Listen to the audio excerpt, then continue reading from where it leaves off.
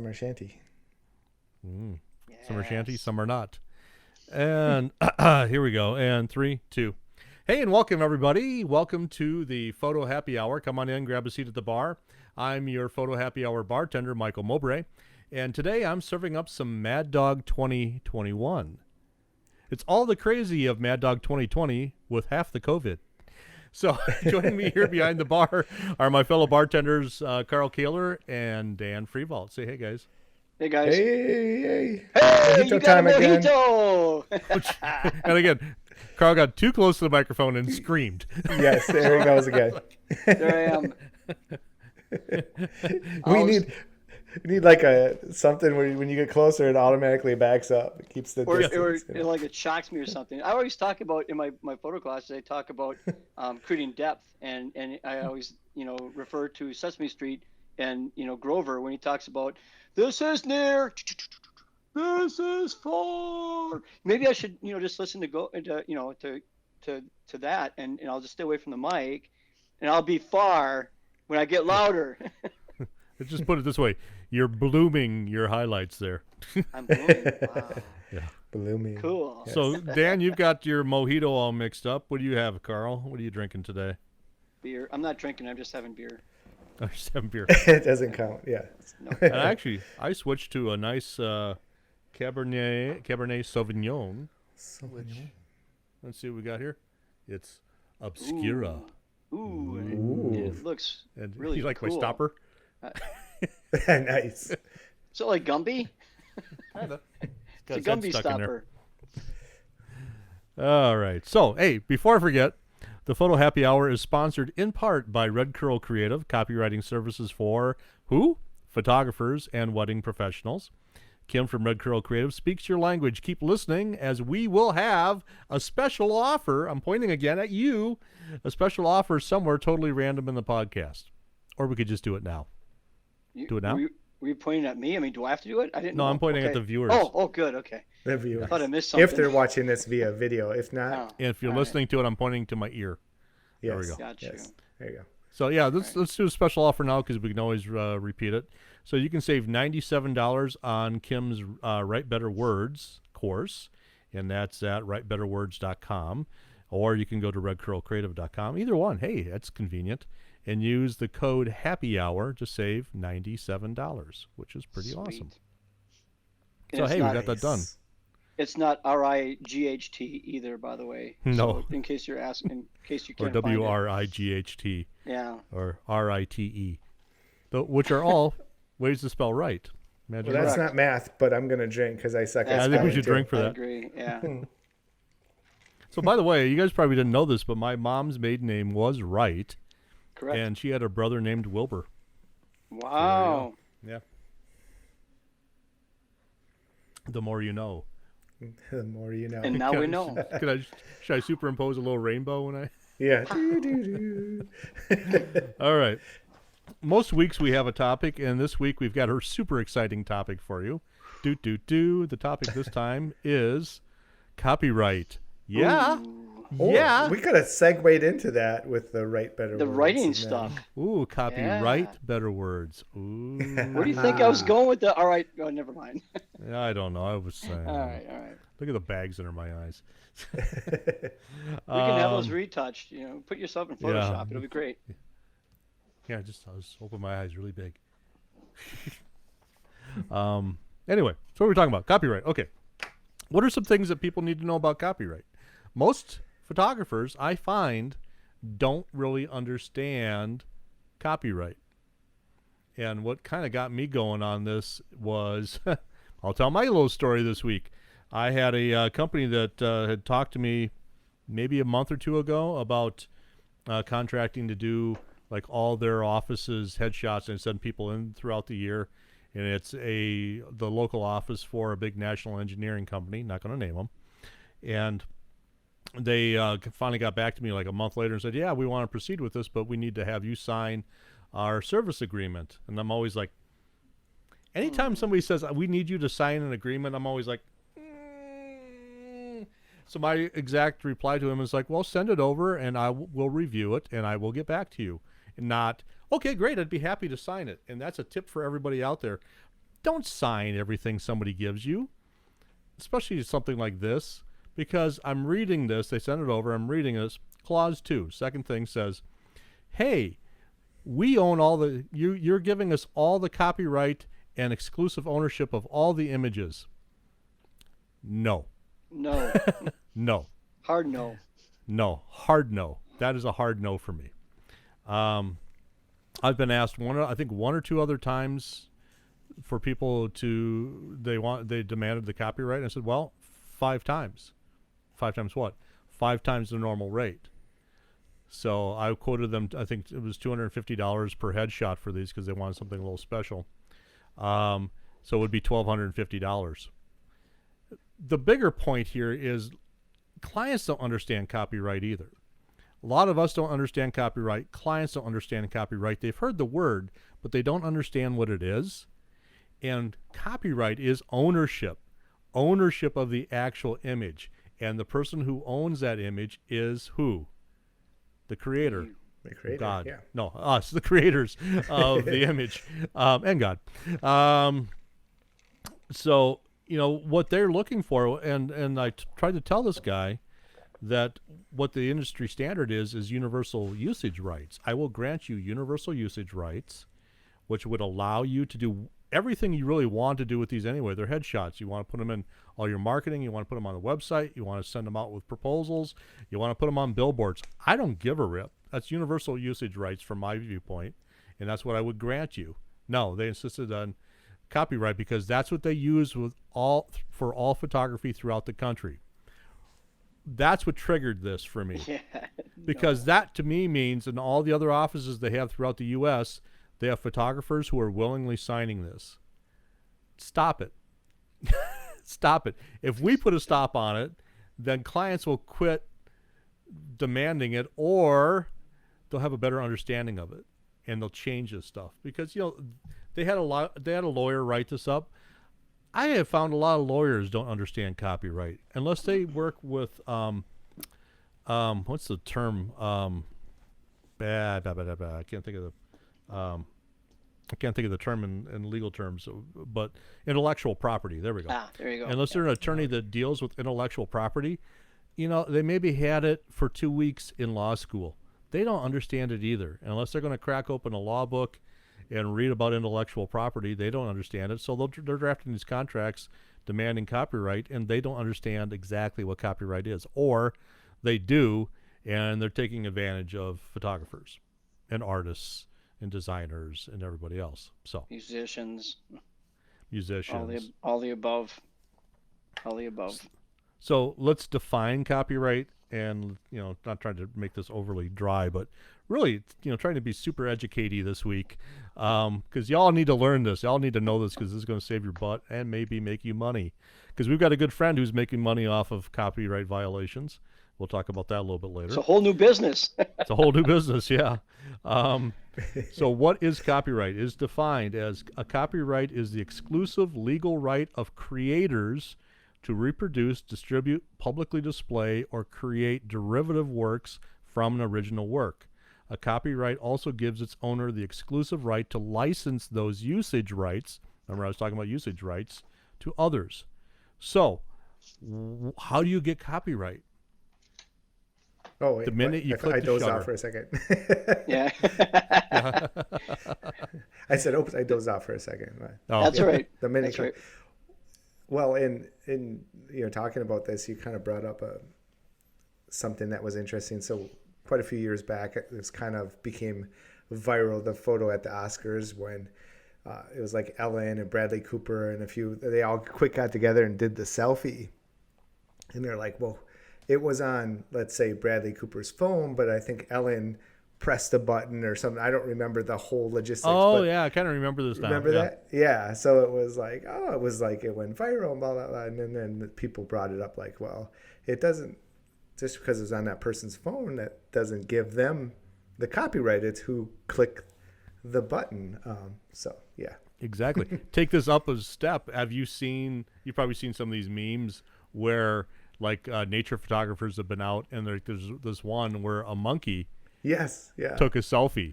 Yes. Like it was like a bonobo or something like that. And took a selfie. The monkey owns the copyright. The monkey owns the copyright. Yes, exactly. Too funny. Yeah. That's funny, But yeah. Now, That- in a court of law, I don't know if that he can assign copyright to the owner of the camera or how that works because he's not technically a person, but he's 99% a person. You know, it's 99% of the same genes, 98, something like that. Yeah. Was that Levi's or Wranglers? I'm just Wranglers, I believe. Okay, I think alright, they right. shop at Walmart. So, or Fleet so let Farm. me propose something similar. Oh, hey, whoa! I know we're good friends here, but there's no proposals We're not here. Yeah, we're, proposing? not, we're not sharing genes either. We're not? Ah, dang it. Okay. You'd fit in mine, this but I'm not going to fit in yours. It's true. So, That sounds wrong too. yeah, this is going So the nowhere good. proposal. So the proposal is maybe it's not a proposal now. Yeah, that definitely was not the right word. But when we talk image competition, and this comes up often. Let's say you're at a workshop or at some sort of training, and everything is set up for you, lighting, the models, and and you just roll in and press the button. Do you own that image? You technically own the image, but you didn't really set anything up. How does that work? And again, we probably should have prefaced everything here by saying none of us are attorneys, nor have we played one on TV or in a podcast. I But did stay in a hotel last night, so I just say Always- Holiday Inn yeah. Express Holiday Inn last night. Express, yeah. So Always check I with believe your accountant and attorney. I believe in that case you still own the clicker, still owns the copyright. You do. The question comes down to what you're using it for, Right. as far as the being morally ethical about it, and as far as our print competition, if somebody wanted to do that for print competition, you're signing something, that fine print that says that you were the original creator, you were the director of that image, and you didn't have to do it all. For example, you could have an assistant there moving the light around, but you directed them where to go. You can have somebody else do the artwork, but you directed them as to how to do it. Those are the kind of things that are for print competition, quote unquote, in the rules, because it's Right. all about Which education. is separate from copyright. Completely It's part of the separate. rules of print competition. Completely. So you could still have copyright, but still be wrong for print For competition. print comp, and that's Yeah. what I wanted to clarify. Which then brings up another question, Yeah. or a little known fact about copyright, because I have a lot of friends that have a lot of tattoos, Yes. and one of my good friends, he plays roles in a lot of TV and film. Every time he plays a role, he has to get a release, and he's covered with tattoos, arms, neck, chest. I don't know. He told me one time how many he has, but he has to get a release from every one of the artists that did the tattoo every time he plays a role. And I think that came from the Mike Tyson eye tattoo. Ooh. An artist fought or something for that, because that's art on someone's body. So they can't just be in a movie Right. without having a release saying, yes, I give you okay to show my work. This is very So when interesting. Ed Helms had that tattoo on his face in The Hangover Part 2, that was That might have been where it came from, actually. probably, Oh, it I could have almost been. guarantee it. Almost Yes. guarantee it. It was Yeah. a sarcastic response to that whole thing. Yeah. Yeah. Yeah. But that's Yeah. a good Wow. point. And then you take that a next step. You're photographing seniors, and we've all done this. I've done this.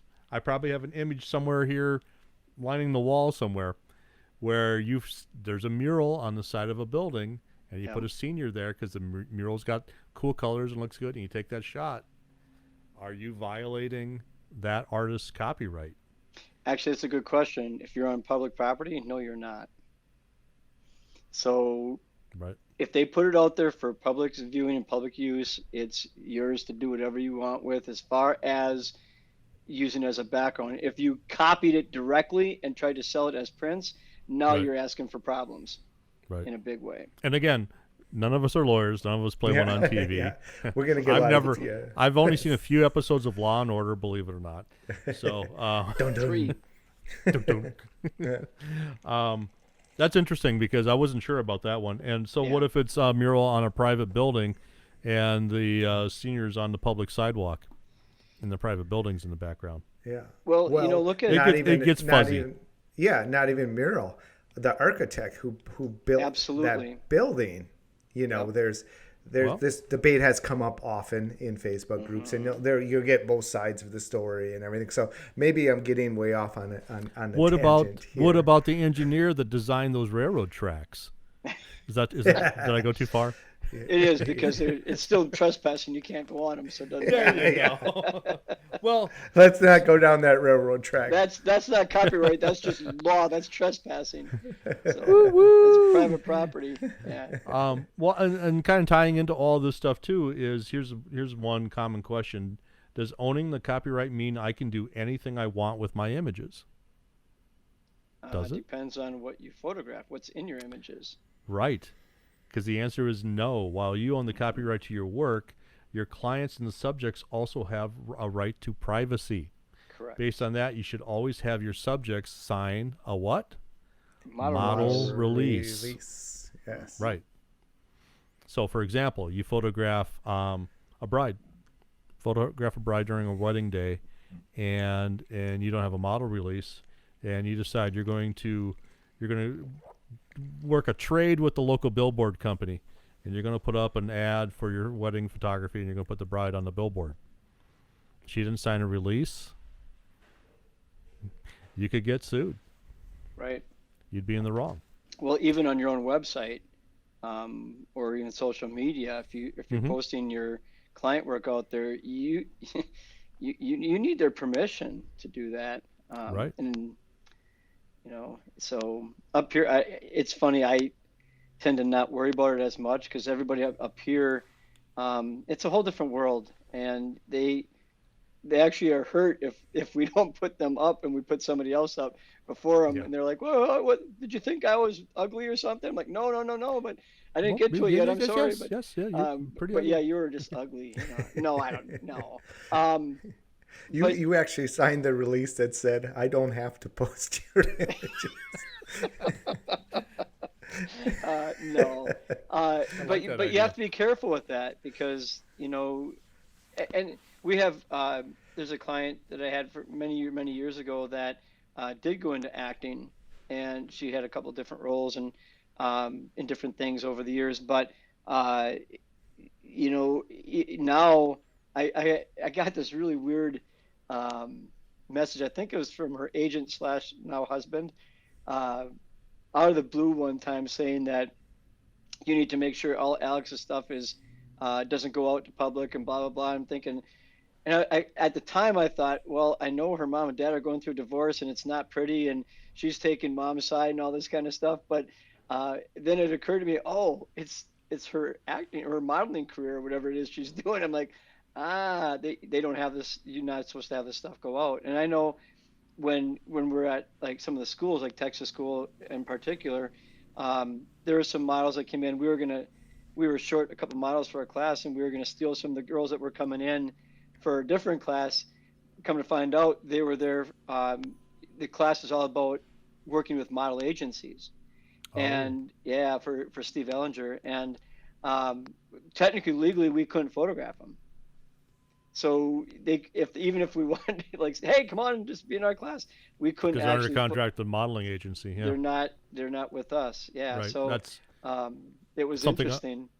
Something I always ask anytime I work with a new model is, are you signed with an agency and do you have an exclusive? Most of them don't around here. Most of them are small time enough that they don't have an exclusive with like the Rock Agency or Arlene Wilson or any of them. But I always ask because you don't want to get sideways with them. No. Nothing's worth that. So no. But, so let's see. There's something else. Okay, so let's take my example. Yeah. And we're going to flip it around. We'll photograph the bride. And, they signed a model release, and they bought all the digital photos. Ooh. Okay, the rights to the digital photos, printing rights. Oh, Usage printing right. rights. Okay, I was just going to ask Printing and what usage kind of, rights to the digital photos. And this is again something to get square in your contracts. Printing and usage rights to the digital photos. She's got a friend that owns a bridal shop.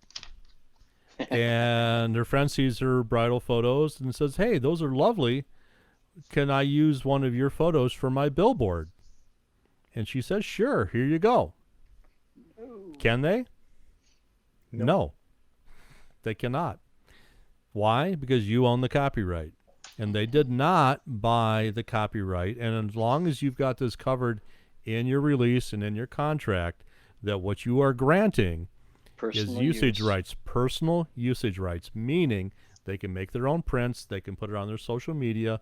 If they've got a website, they can put it on their website. But they cannot Sell it resell. or They give it cannot away. distribute it to third parties. Yes.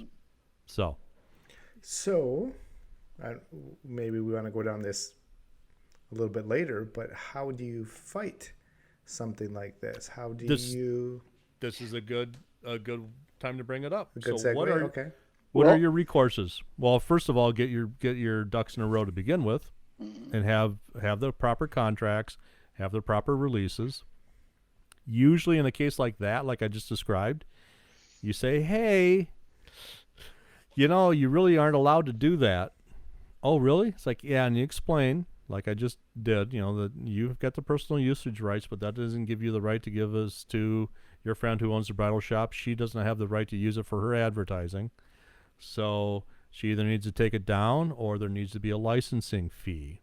And then you create a licensing contract with that bridal shop and you could $50, whatever, just to make it legal and to show that you're willing to, uphold your copyright. Now, I would charge more than that, but I'm just saying in case you want to just be a nice person, because you don't necessarily want to go around pissing off former clients, pissing off possible referrals. So you need to be kind of delicate in handling this, but at the same time, if you are just giving away your copyright willy-nilly and not supporting your copyright and not defending it, and then somebody totally violates it, you've got a history of not defending your copyright. That's not going to look good in a court of law. Nope. So they will look at that. And we should probably talk about registering Right. images to the Copyright Office as well. Right. There's a way Which to I've do never that. done, but so, I haven't Me either. either. And Nope. and before I get way off on a tangent on this, what Dan's talking about is to have the full range of recourse on if somebody violates your copyright, and say you put something on Instagram, and I did this recently. It didn't happen to me, but say Aviation Gin, they got a copy of the photo I took recently, and they started to use it for a national ad campaign. Okay, that's violating my copyright. If I had registered that image I took with the Copyright Office, then I've got full recourse to the maximum penalties allowed by law to pursue and get money from them. If I don't have it registered with the Copyright Office, I can still pursue them for damages and such, but it essentially cuts it in half. And that's according to the new Case Act, if you guys are familiar with that. So, Is that the one that PPA fought for? Or? right, which I was going to get to here eventually. Copyright issues are fought out in federal court, and this is one of the problems we have as small businesses. Is it's expensive to file a lawsuit in federal court. It's very expensive. Intellectual property lawyers are expensive. All lawyers are expensive. Come on. You get what you pay for. No, you don't. You're No, I don't. expensive. and they have better photo equipment than we do. Yeah, do. exactly. Exactly. Oh, Dentists not all too, of them, but some of them. Dentists, dentists for have, sure. yeah, dentists, a lot of them. So what the Case Act is legislation that just got passed, I believe, in January, that's going to be enacted. I think it's fully enacted middle of next summer. I think is the date, something like June or July. Could be wrong, but you can look it up. because you all have the Google. Look it up. And basically what it does is for things like what I'm just talking about, bridal shop steals my image, puts it up on a billboard. What's my recourse? You don't have to make a federal case out of it. It can be something in small claims court, and it's a change to copyright law to protect creators, where there aren't these huge fees, and you don't have to have this huge court battle where you can take basically like small claims action against somebody who has violated your copyright. So, in part of PPA's membership does include some legal action, like a cease and desist letter and just different things in case you run into some of this. Is that correct? Yes, that's. I believe what they're mostly doing is for members. There is a copyright kit. As a matter of fact, if you're a PPA member, go out to ppa.com, log in with your membership ID, and there's a whole section on copyright where you can download like all this stuff. If you're on audio, listen to all those pages. On video, lots of pages. And in there is all this stuff explained. There are sample releases. There are you guys just disappeared on me. Where'd you go? There you go. There I am. It's like your screen disappeared. I must have tapped something. And sample releases and cease and desist letters and things like that. DMCA requests. DMCA request is where you ask the rapper run DMCA That's what That's what to I was visit their thinking house. that. Yeah. And I'm or sure is it that's what it is. DMX? yes, No. DMX rest his soul. yeah, he's dead too. Yeah. So, but yeah, I can't remember what it is. Demand my creative assets be taken down. Something along the lines of that, where you can send it to. Again, we're not lawyers. This is the technical terms. It's probably in here somewhere, but basically where you can send it to the host of the website saying, "Hey, yo, this bridal shop be stealing my images. You need to tell them to not," and then you can force them to take it down. Unless the website is hosted in China, because their rules do not apply, because that happened to me. And I contacted PPA and different things. And yeah, there was no recourse because of where the website was hosted. Really? So people are, Isn't yeah. that wonderful? Yeah. So interesting. So yeah, so keep that in mind. You may not, and kind of what Michael was saying before, depending on what is happening, where it's happening, is it worth, getting in a tiff over, Right. like I get invited to graduation parties every year, and I get the Shutterfly invite in the mail. I'm Yep.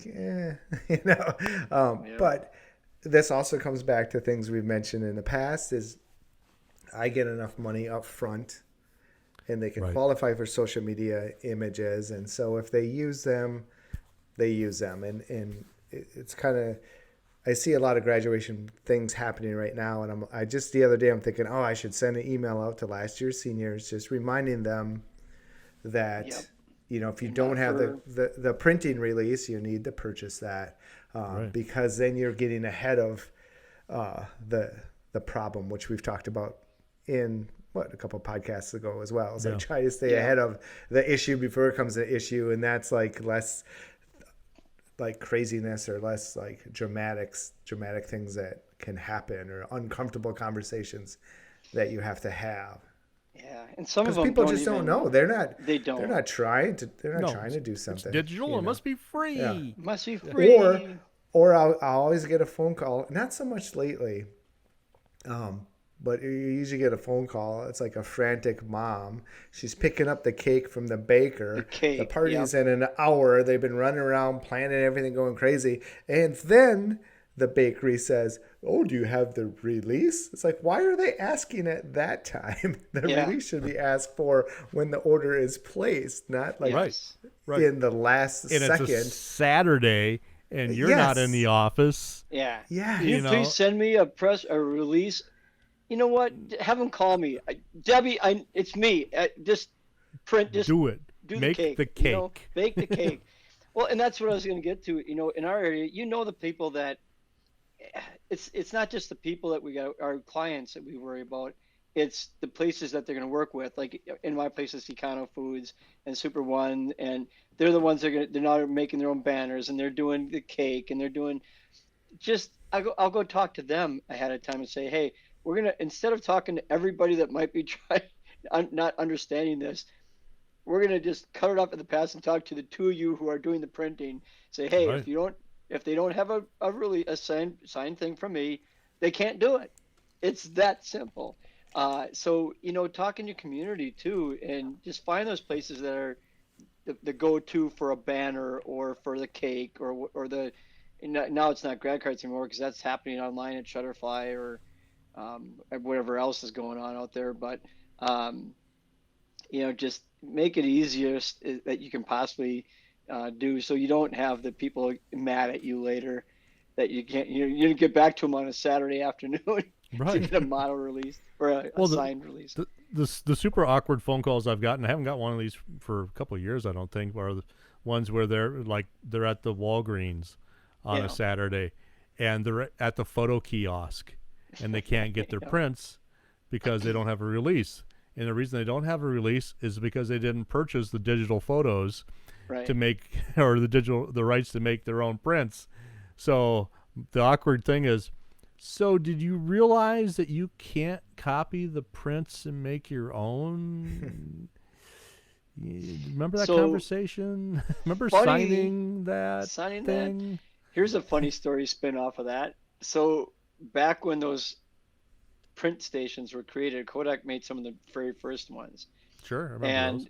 I was at the time I was working in a lab, and we were a Kodak lab, and so we had meetings once in a while with our local distributor or directors or regional directors or whatever it happened to be, and there was a lot of people that were concerned that the photographers in the area were saying, well, we print on Kodak paper and everything, and so now you're putting these stupid more or less copy stations in that copy on the photographic paper. They're going to be copying our stuff. So for a while, Kodak was producing a professional grade paper that had Kodak, like a barcode almost on the back of the paper, but it just said Kodak, Kodak, Kodak everywhere on it, and it shut down those printers. Oh. So there was a software embedded code on the back of these things that when they tried to copy from those professional grade papers, so it was a big benefit for the professional photographer to use Kodak paper, use professional grade Kodak paper for your portraits, because if somebody tried copying them, it would shut the printers down. Well, and if I said Fuji Crystal Archive, they made extra copies. They're out of luck, yeah. But it was interesting because it pissed off the people who had the creative station or the Kodak print stations, because they were constantly going in there. They have to go in and reset the whole thing because everybody was doing it. And it also affected most of us that print on the professional grade paper. We were still mounting our prints, so the mounted prints covered up the software, the embedded band on the back of it. So it's like, man. But for a while they tried it. At least they gave it a shot to try to combat all the copying that was going on even back then, before this whole digital world came to be.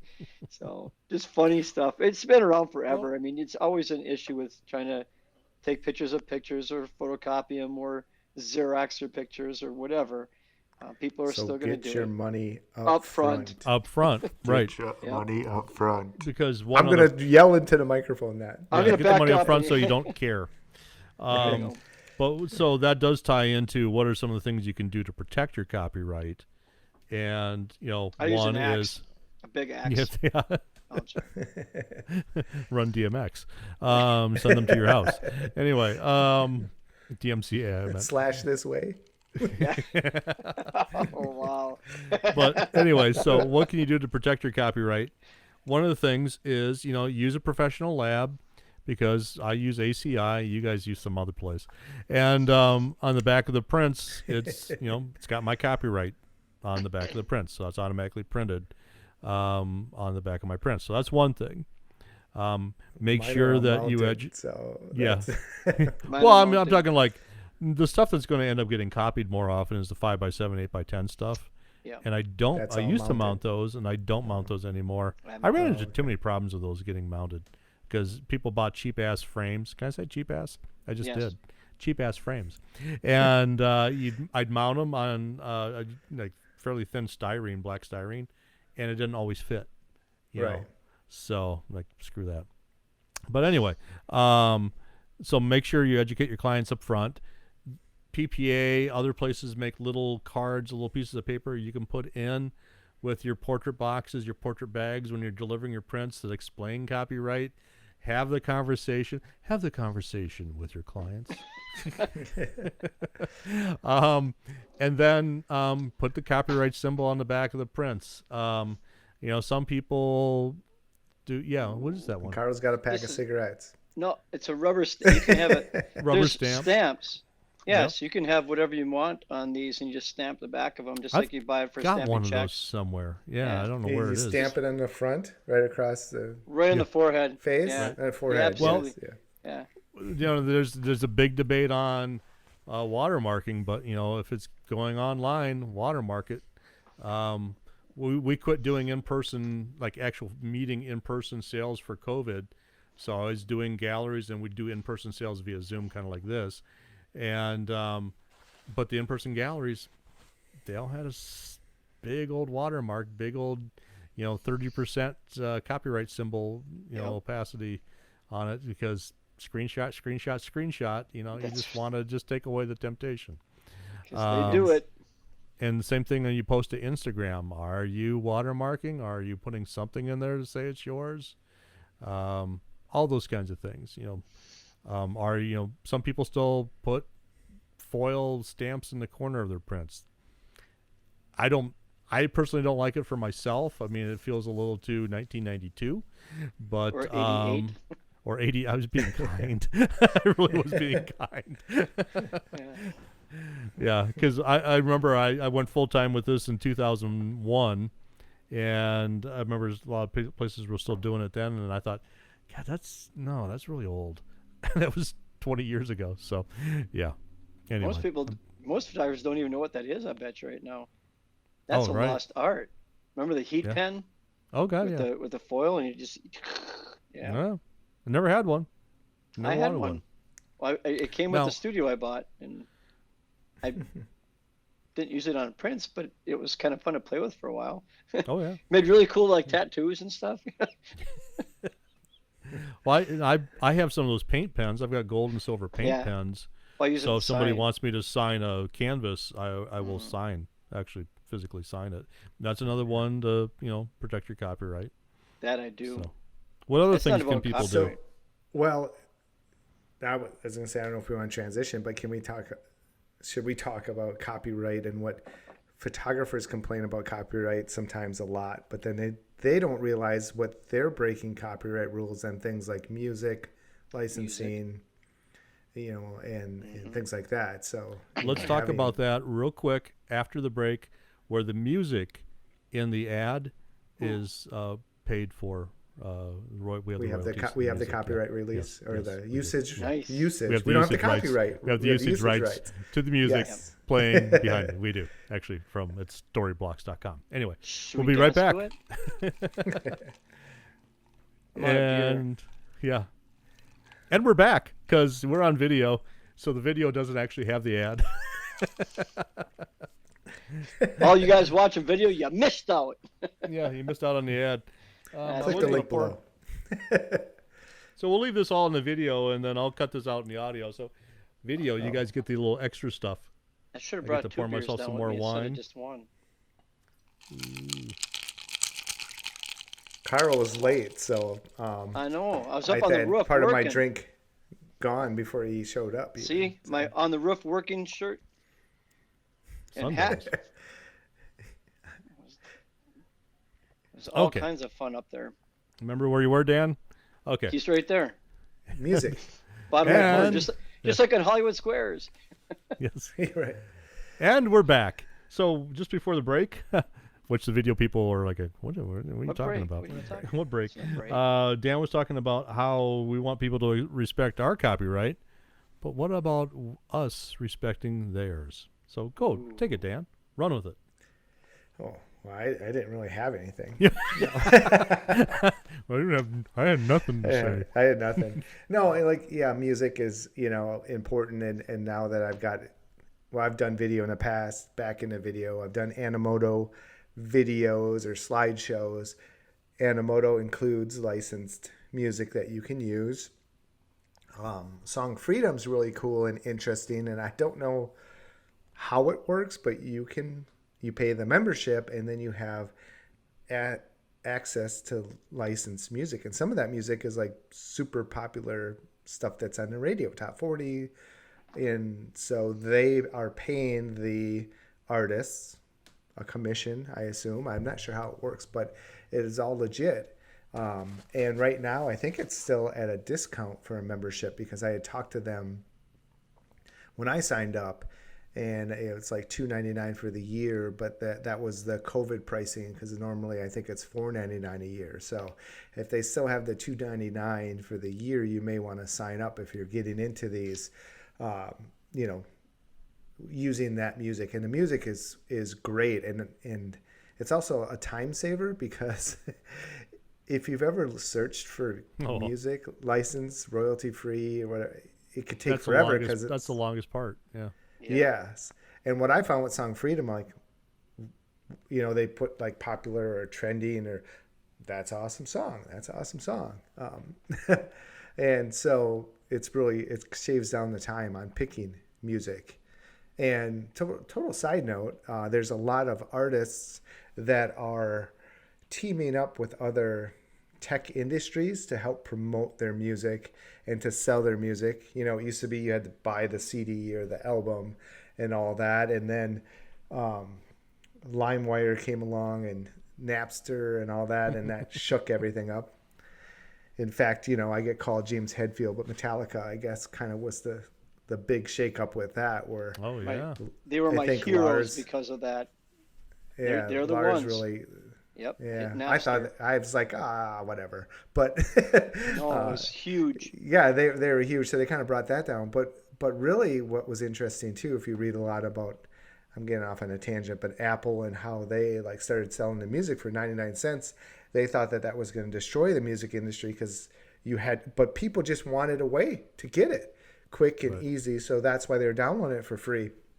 So to pay 99 cents back when that started, they were supposed to hit like $1 million in like 3 months, and they hit it in like 3 weeks. Right. It was just like a crazy numbers thing and they thought Steve Jobs was crazy. Of course, many times he's probably been called that. But anyways, people just wanted a way to access that, and I'm not sure where I was going with all that, but there's ways to pay for it. People will pay for it, and so you should pay for it too.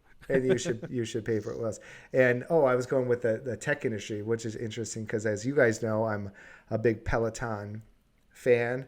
I need to work out more, but I still love the tech of it.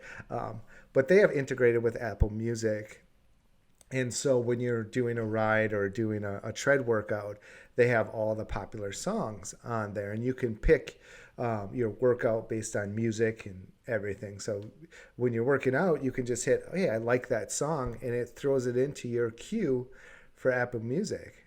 So Peloton has this connection with Apple Music to help promote artists, and that's Peloton cool. benefits because they have the good music, and the artists are benefiting because they're getting people to sign up for Apple Music and pay for that. And same thing with Spotify. The same thing with Instagram stories and TikTok stories. You can put this stuff together and promote your business via marketing and use popular songs, because Instagram and that are paying the artists. And if you try and download that video, you can download the video, but it won't include the song. Right. Yeah, which is interesting, because I just did a program for Northern Illinois, and so I was talking about this, and I wanted to download some of my reels and stuff and put them into my program. Well, that's when I found out it's like, oh, it doesn't include the music, which makes total sense. Sure it does. Because it has to stay within that app. So very interesting. And one other thing that I was been told, again, I don't know how true this is, but if you have the radio playing in your studio and you're shooting a session, I've heard that's illegal.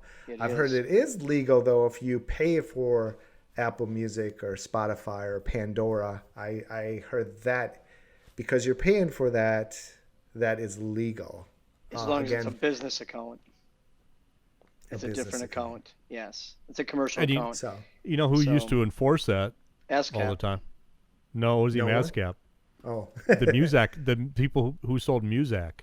Oh, yeah. Really? They would go from store to store, and if they heard the radio on, they would stick ASCAP and BMI on the store in order so they'd force them to buy Muzak so you could listen to In the Navy, being played. So there was so several you could buy all the CDs for a penny. Is that now I'm dating myself too? Right? Oh man, 10 CDs for a penny, but then everyone after that is like $50. Right, a month each month. Yeah. They had a rash of them go through here, and a lot of people got nabbed up here. Like 3 years ago maybe. Somebody went through and turned in a whole bunch of businesses that were listening to, had the radio playing, and sure enough, and I knew about it because, speaking about photographers and not knowing and stealing more or less, back when I gave a lot of programs, we used to do a lot of slideshows during our programs. We don't really do that much anymore, but it was a big thing for a while. And of course, you set it to music. You technically during even education, you can't do that. And I tried my hardest trying to find out how to license it, and talked to so many different people at ASCAP, and finally, and everyone gave me a different answer. And finally, I ended up talking to somebody that actually could give a legitimate answer. And the guy's like, well, what is this for? And I said, well, it is educational. I'm not selling the slideshow. I'm not selling the music. It's playing while I'm showing my images during a photographic workshop. He's like, oh, we can do that. We can license that. It's a blanket fee. I'm like, oh, perfect, wonderful. How does it work? And he's like, well, it's $125. Wait, yeah, it's $125. It was a $300 minimum. I was like, oh, well, $300, I'll do it per song. Yes. Then I said, no, wait a minute. What do you mean by minimum? He's like, you need to take attendance. It's $1 or it's $1.50, I think it was, every person in attendance for that. And I thought, well, hell, even buying it off of iTunes is $1 a piece. I said, yeah. I mean, some of the times when I was speaking at, you could just give everybody the CD. Yeah, here you go. But when I was, back in the day at like WPPI, there might have been 2,000-3,000 people in the room. Sure. I said, shit, that would cost a fortune. I said, how do stadiums do this? He said, like Lambeau Field. They they're paying a lot of money for that. They're paying huge dollars for ASCAP. And so we went on about this, and he's like, well, it's about for the artist. I said, how does the artist get this? And they said, well, everybody that joins ASCAP, and anybody, by the way, this is actually a funny story, anybody can join ASCAP. It's like paying your PPA dues. All right. Sure. So as a musician, you can join ASCAP. According to ASCAP, they're protecting the rights of everybody, and they're collecting the royalties for this, and they're distributing those royalties equally. So I was like, no, wait a minute. So at the time, Garth Brooks was huge. I said, so if I joined and I had some songs out there, I'd get the same royalties that Garth Brooks does. Well, yeah, it's equal. I'm like, okay, I call bullshit on this. But this is communism. It is. And I said, this cracks me up. I said, well, here's the thing. I said, I'm looking at your website right now, And I notice I see photographs up here of Garth Brooks and a bunch of other artists. He said, yeah, we got them up there. I said, so you must be paying. So you keep track of everybody that visits your website? Oh yeah, absolutely. We know how many hits we get and all that kind of stuff. It's all tracked. I said, oh, so the photographer that created those images, are they getting paid every time somebody clicks on that website? Silence. No. I'm like, okay, we're done here. Right. Because then I found out that I said, really, we're helping promote this music. I'm not selling it. I'm not using it, attaching it to anything that's being sold. It's for education. I said, how am I different than the band playing on Friday night that plays those, somebody else's songs? Well, you're not supposed to do that. I said, I know No, you're not supposed to do that, but they do it a lot all of the them do. Yeah. time, all the time. And I said, what about a DJ? He's like, oh, no. A DJ promotes the music of those artists. So it's actually a good thing. And so that's legal. I said, well, good. I'm a DJ. So, so for a while I was being a little bit ridiculous, but I said, when I go and speak, I'll use the music for that. I'm not going to sell it. It's not going to be attached to anything, but I'm a DJ. So enjoy the music, dance in the aisles if you want to, whatever you want to do, enjoy the time, go where the music leads you, whatever. But it was so silly how they bent and interpreted the rules of, the copyright rules. And I said, well, and my problem with him at the time was, I said, well, are you a musician? No. Are you an artist? No. Are you a photographer? No. So you're making money off of everybody else's art, everybody else's creativity, and yet you have nothing to do with it either. Honestly, I think you're breaking the law as much as the rest of everybody else that's stealing the music. So it's a whole. When it comes right down to it, just be ethical, be moral, Right. do the right thing. Be like in kindergarten. If it's not yours, don't take it. Everything in life we can learn from kindergarten, I swear. But it just comes down to you being a good person and doing what is right. And if you know in your heart that it's wrong, then don't do it. I mean, Well, and before that, learn what is right and wrong. well, Because that helps if too. you don't know what's right and wrong, you may not know in your heart that it's wrong. But That's a good point. Good yeah, point. and coming back to that ASCAP thing too, because I did a program a few years ago. I don't know if you guys remember. I did Thunderstruck. Yeah. Was the name of the program. I actually, and I can't remember the service because I think they're gone now, but kind of like what you're talking about. But I went through a service to license Thunderstruck from AC/DC because that's how I would begin the program and negotiate it back and forth. I got it for $250. Yep. For 6-month usage, for educational purposes only, Only. Yes. and then no more than 100 people. And there was no other little things, no little other add-ons. That was it. That was it. So. I did license one song. I think it was one from Goo Goo Dolls, and it was a little bit more than that, but it wasn't 100 people. I can't remember what the actual specs were, but there was one song I could use for education. And so everyone's like, well, how come you always use the same song? Because you got to pay for each song you use. That's why. It got really expensive.